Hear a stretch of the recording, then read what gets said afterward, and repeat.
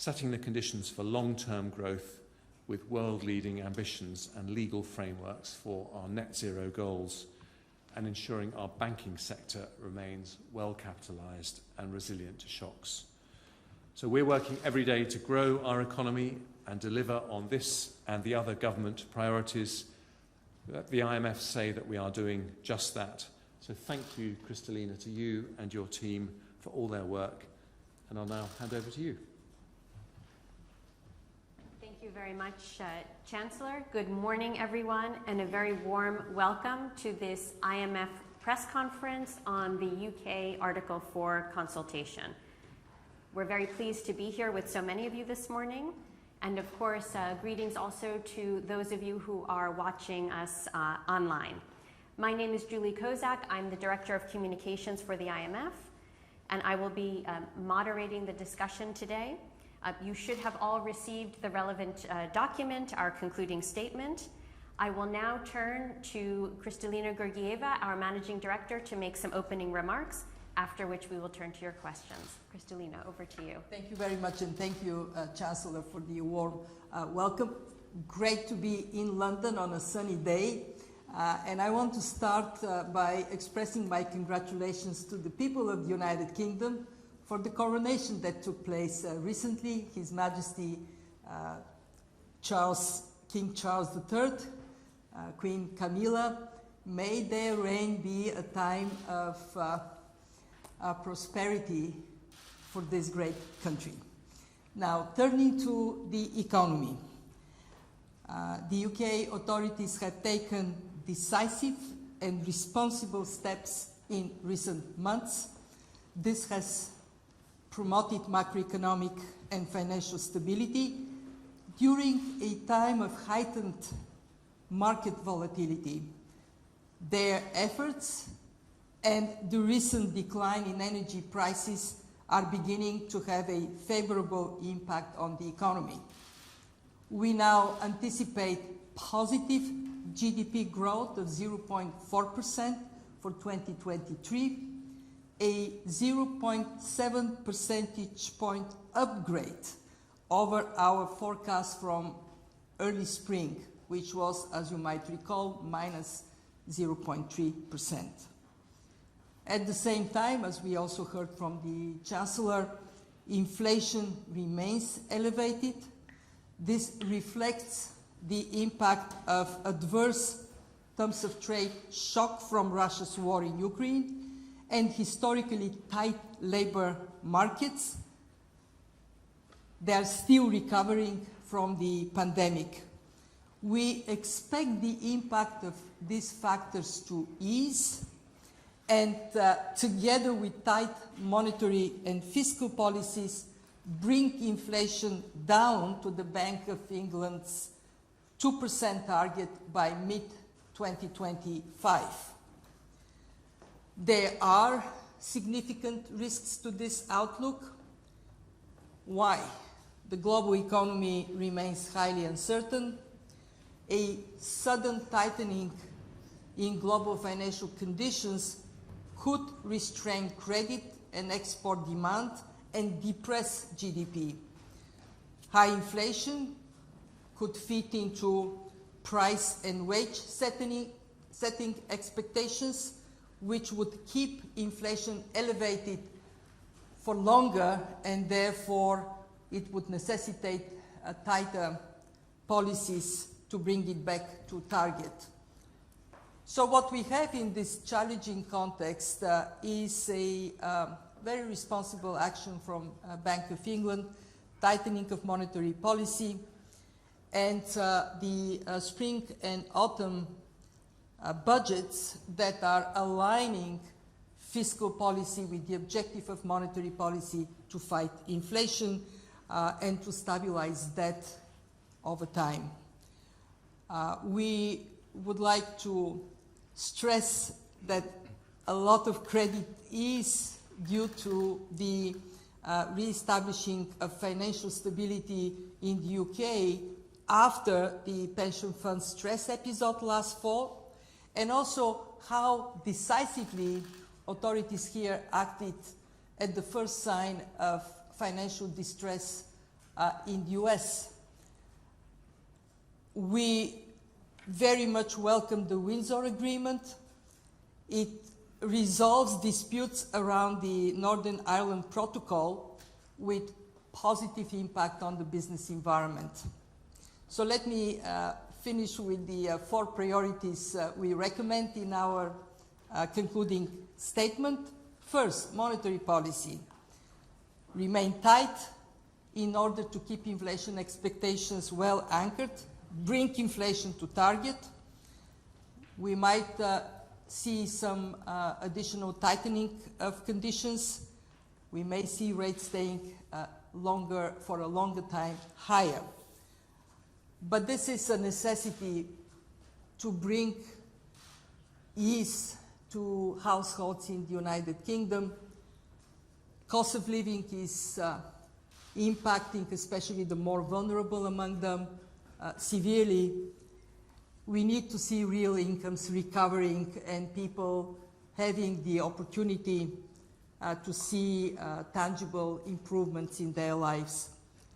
Second, fiscal policy needs to stay aligned with monetary policy to fight inflation and to rebuild fiscal buffers. What we recognize is that in the medium term, the fiscal strategy will have to account for spending pressures to ensure adequate service delivery, especially in healthcare, and also to bring more investments in skills, in innovation, in infrastructure, in the green transition. Third, financial sector policies. The authorities have done a good job to keep financial stability in focus. That needs to continue. Strong oversight of both large and small banks, monitoring of liquidity buffers, and at the same time, don't lose sight of the non-banking financial sector where vulnerabilities might get exposed in tight financial conditions. Important that the financial regulatory reform protects UK financial stability.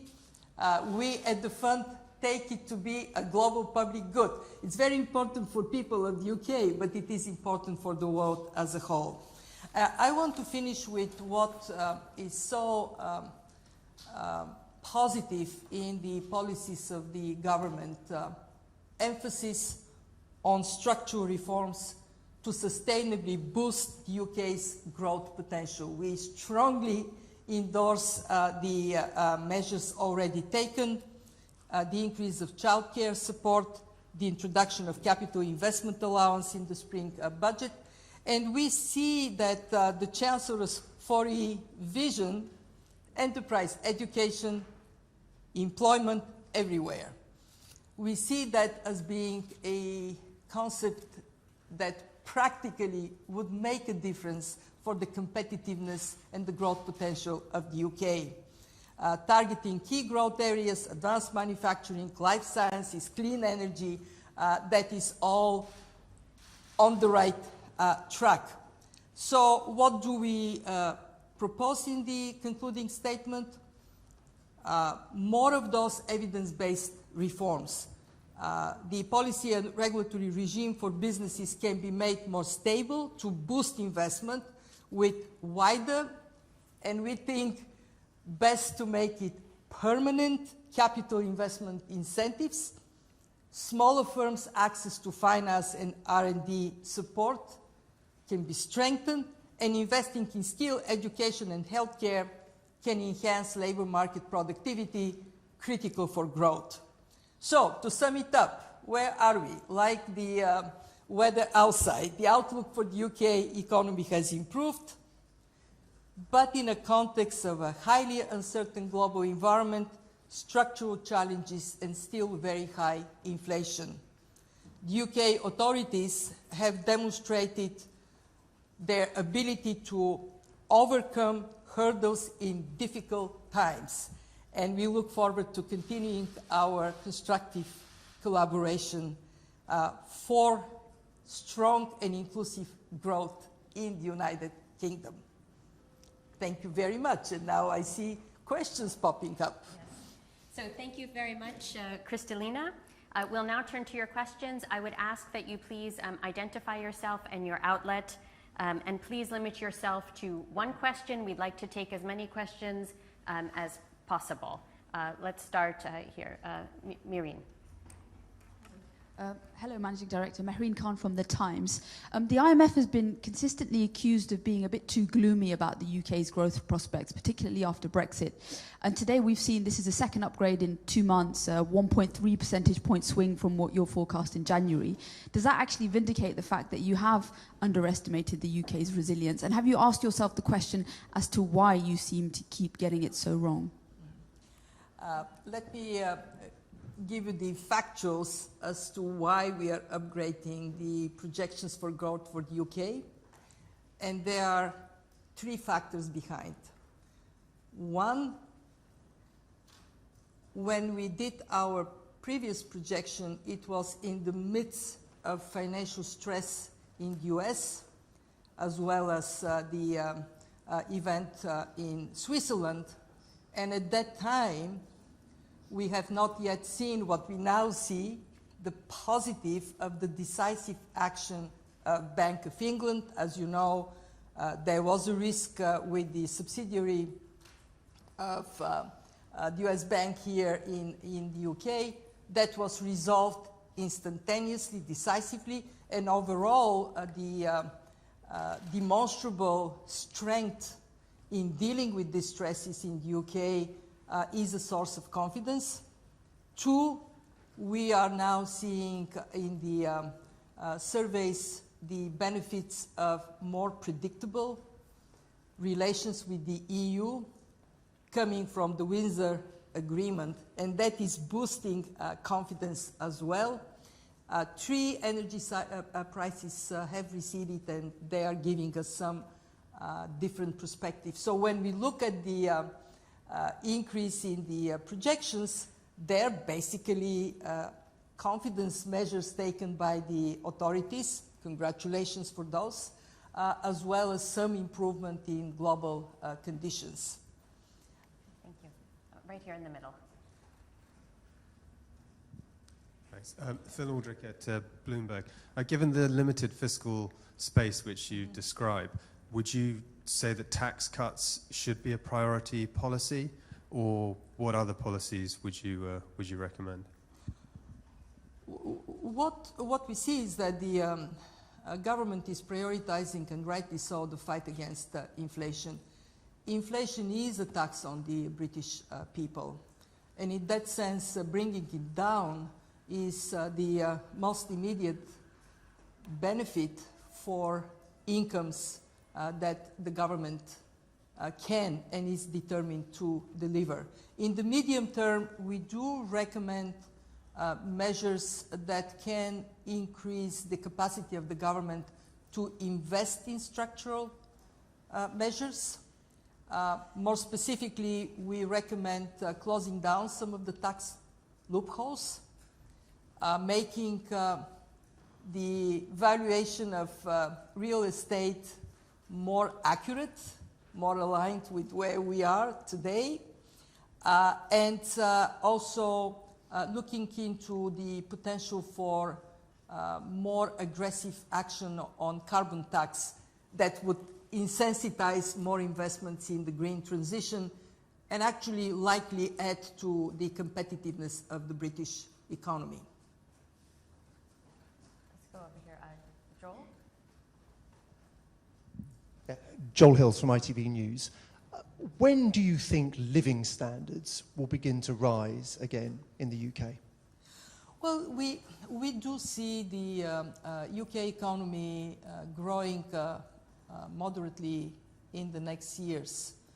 And of course, this is a very important condition for living standards to improve in the UK.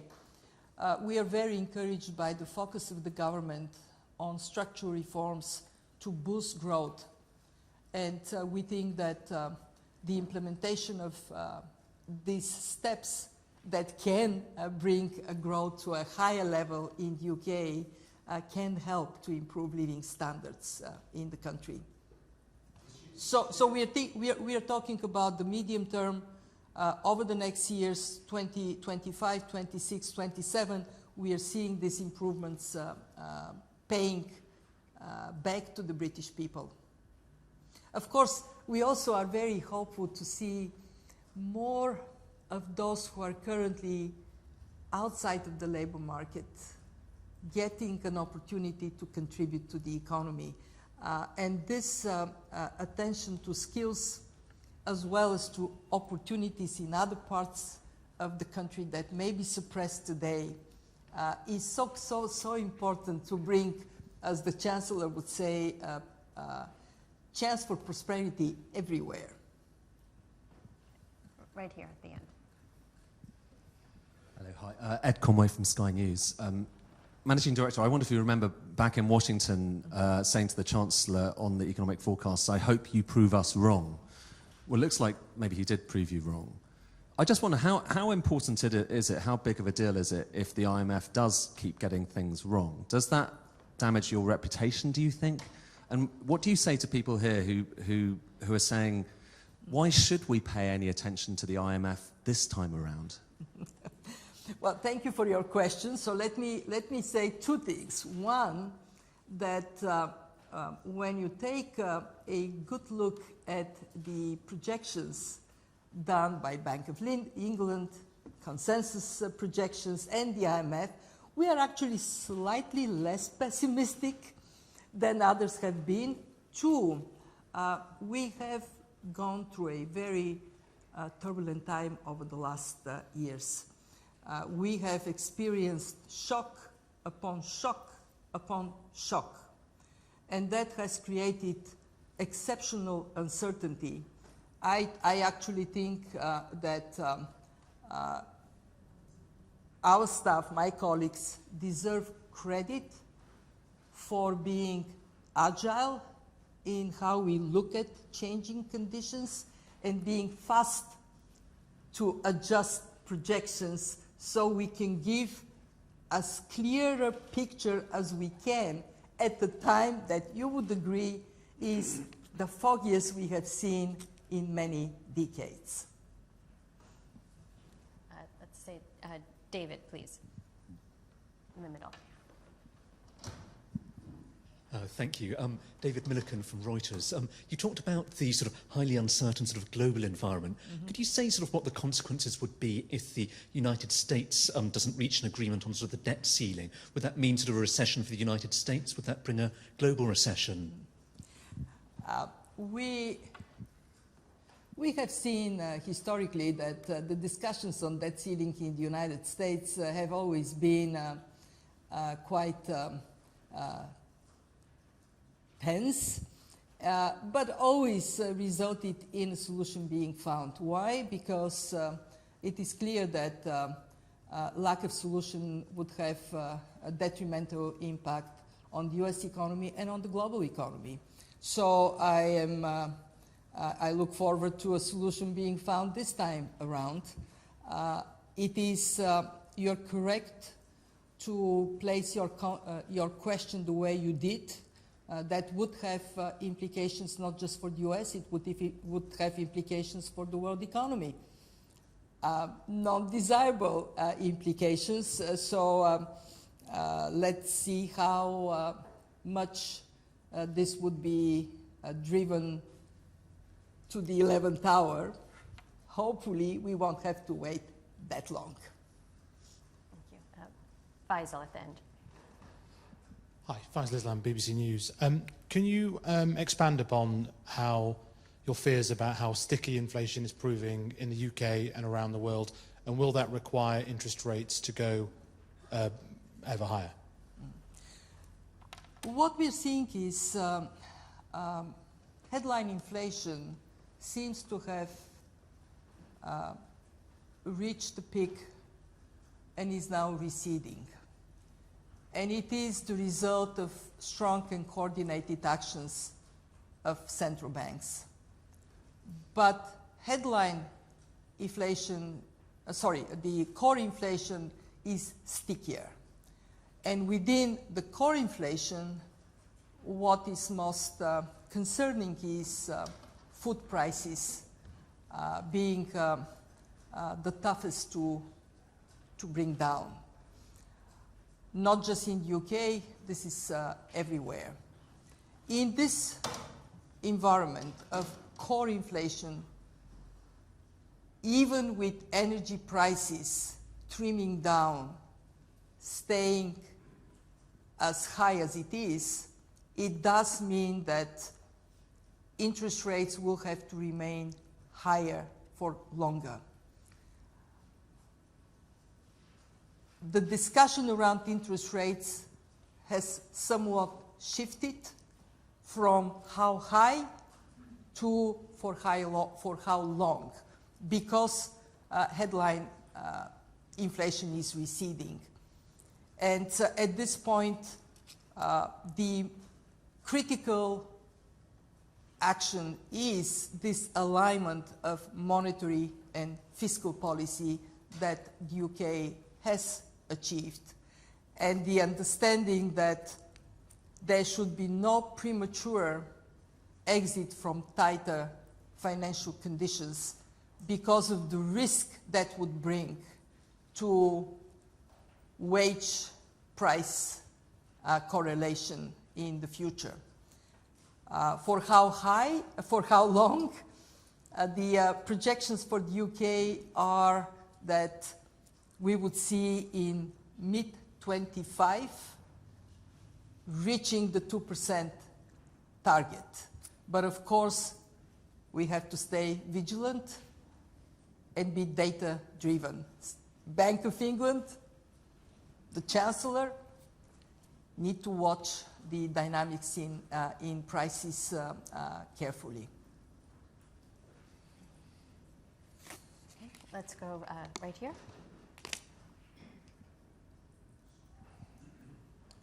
Hello, John Paul Ford-Rockhouse from the Daily Mail.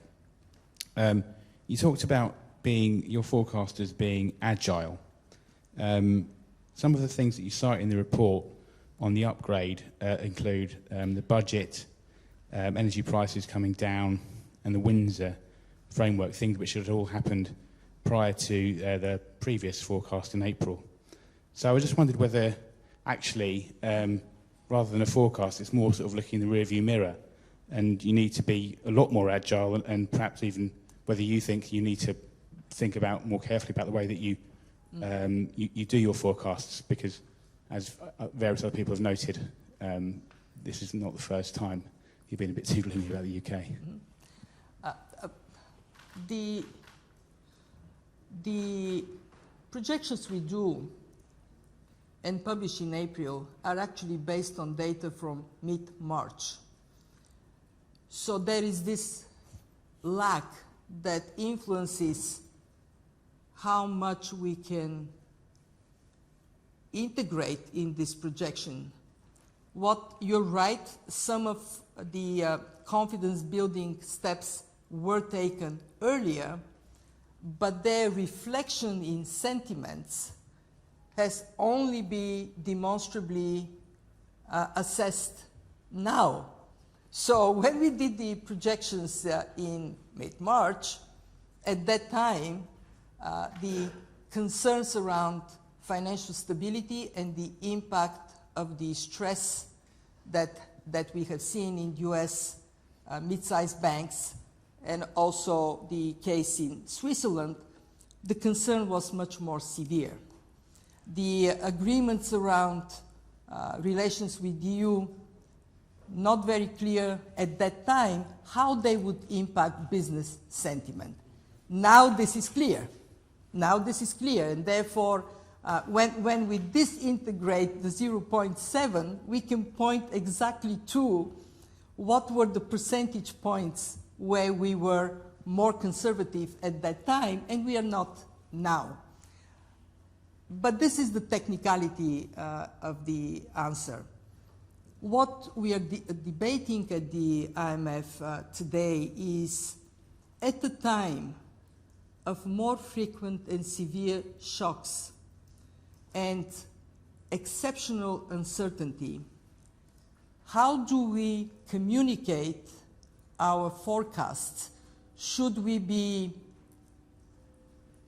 using our traditional baseline projection or offering a range of projections. And this is a debate not just at the IMF, this is a discussion in the economics community. We are in a world that has changed, more shock-prone world, and one in which the impact of shocks translate into a highly unpredictable set of responses across countries. No question, economic policy need to be more agile in this environment. And the question is not whether it should be more agile, the question is how do we operate in a more uncertain environment and yet deliver policy predictability for businesses and households.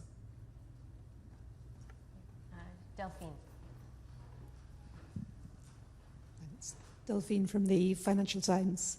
What's your recommendation on fiscal policy in the run-up to the next election?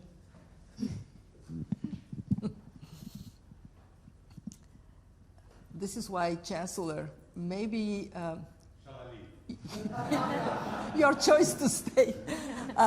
This is really a question that is best addressed to the government, to the Prime Minister, the Chancellor. From our perspective, from the position of the IMF, we find that this government has been very prudent to prioritize not what is politically easy, but what is right for the British people.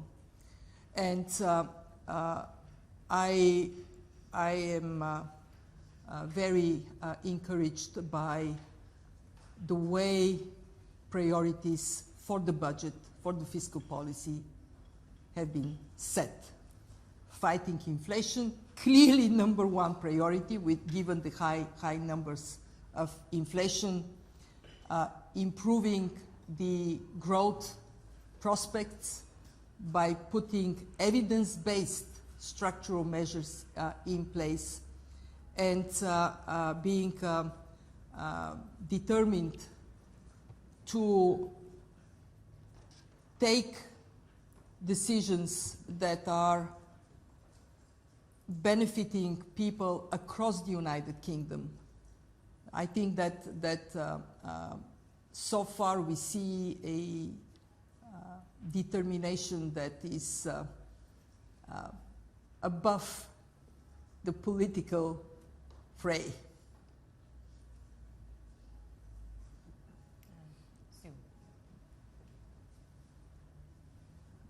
Hi, Sue Chan from The Telegraph.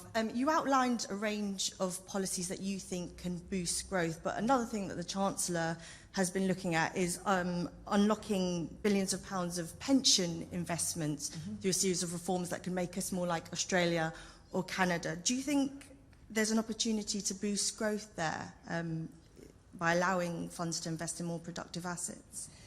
Well, this is certainly a decision that the country, different countries take differently based on how they prioritize financial stability, growth. These are trade-offs that have to be done very carefully. But the answer is yes, we do see potential for increasing investments in the growth potential, in growth in the United Kingdom. And we leave it to the authorities here to come up with the exact pathway for that. Okay, gentleman in the middle here. Hi there, Jack Bonnet from City AM. Just touching back on fiscal policy and potential tax cuts in the run into the election. I just wonder whether or not you had an assessment of what that would mean from the Bank of England's point of view. You've obviously talked to the fact that fiscal policy and monetary policy still need to be aligned to tackle inflation. If there's tax cuts potentially in the run to the next election, does that complicate the Bank of England's position? I mean, at this point, there is no intention to go for tax cuts because, again, the government is rightly prioritizing the alignment of fiscal policy with monetary policy. We think that that alignment will have to stay for quite some time because the government is aiming to get inflation down by half by the end of the year. That is not a trivial goal, but in our view it is achievable and the direction to travel is the right direction. One thing in our concluding statement you might have noticed is that we now expect the 2% target to be met 6 months later, and therefore that priority of bringing inflation down has to be ingrained in policy for as long as it takes. And it is going to take a little longer than initially anticipated. Okay, thank you. We have time for 2 more questions. So we'll take the gentleman here and then the gentleman here. Hello. Matthew Davis here from The National. Given your upgrade to 0.4% growth, how does this now compare with our friends in the G7 and perhaps the G20? It compares favorably. We are seeing an improvement in the position of the UK in terms of growth prospects. We are likely to see the UK performing better than Germany, for example. One mistake that we often make, and I'm saying that not for the press, for all of us, is that we focus on 1 year. And 1 year is not the very best way to judge performance of a country. If you look at the last 3 years, then actually the UK's performance is quite good vis-a-vis the rest of the G7. I believe UK would be number 3 in the G7 context. So I think we have to recognize that the last month since the spring there has been a very significant turnaround in policy, and that is bringing benefits to the UK and the people of the UK. And then last question over here. Hi, my name's Philip Inman from The Guardian. I was going to, as the last question now, I was just going to steal 2 questions. One was to press you a little harder on tax cuts. Could you say, because there is a lobby for tax cuts, could you say to them whether you do believe that tax cuts are a route to growth? Could you be a bit more categorical in your response to that? I know you say there are no plans for tax cuts, but there is a lobby for it. And also, do you think in 5 years you'll be coming back and talking about GDP? There's a lot of backlash against GDP as a measure of the health of the economy. Do you think you'll still be talking about GDP in 5 years? Well, I think I'm going to tolerate 2 questions because they're both important and interesting questions, if you allow me. So, to your first question, the focus on fighting inflation, and I repeat that, it is so important because inflation is a tax and it is the heaviest on the poor. So getting inflation under control is the right objective at the time when we are seeing record high levels for over decades. When we say we are beyond that time when the fight against inflation is a priority, then we look into how the UK can grow faster and in a more sustainable manner. And that would put pressure on increasing spending in some key areas. Well, that has to be funded. And to be funded, that would require a very careful look at revenues. We have come up with a list of measures that would increase revenues, and we recommend to the Chancellor to go through that list and see whether there could be a better revenue side in light of this pressure to increase spending. So clearly that, I mean, let me say that, of course, it is attractive to look into ways in which the tax burden is lighter, to inject more investment opportunity, but only when it is affordable. And at this point of time, neither it is affordable nor it is desirable, because if you want to reduce, to constrain demand and increase supply, you have to think what are the right policy measures for it. To your second question, we all know that GDP is a good indicator, but not perfect by a long mile. Just to give you one example, if you are, say if I hire a gardener and I pay the gardener, that increases GDP. If I decide to marry the gardener, that would decrease GDP. If you look at the impact of pollution,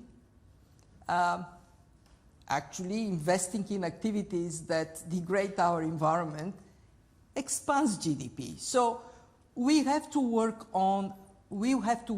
hard on helping policymakers to have a better set of indicators to make decisions on. At the fund, we have a very significant program on closing gaps in how the functioning of the economy is measured, including by looking into carbon intensity, vulnerability to climate shocks, indicators that expand our understanding beyond GDP. But is GDP helpful? Yes. So to answer your question, don't throw the baby with the bathwater, but hey, let's give the baby good quality food, let it grow. Well, with that, thank you very much, Managing Director, and thank you to all of you and those online who've joined us today. If there's any additional requests, you can reach out to the IMF's Media Relations team. And now I would invite the Chancellor to make some final remarks. Thank you. I just want to finish by thanking Kristalina and her Article 4 team, Ali, Alfred, everyone who's worked very hard to make today's report possible. What we've heard is a decisive vote of confidence in UK economic management, but we also hear the warnings about global instability and risk, and I want to reassure you that we will stick to our plan to keep inflation down and halve it and get growth going, and there will be a relentless focus on that by me and the Prime Minister going forward. Thank you very much indeed.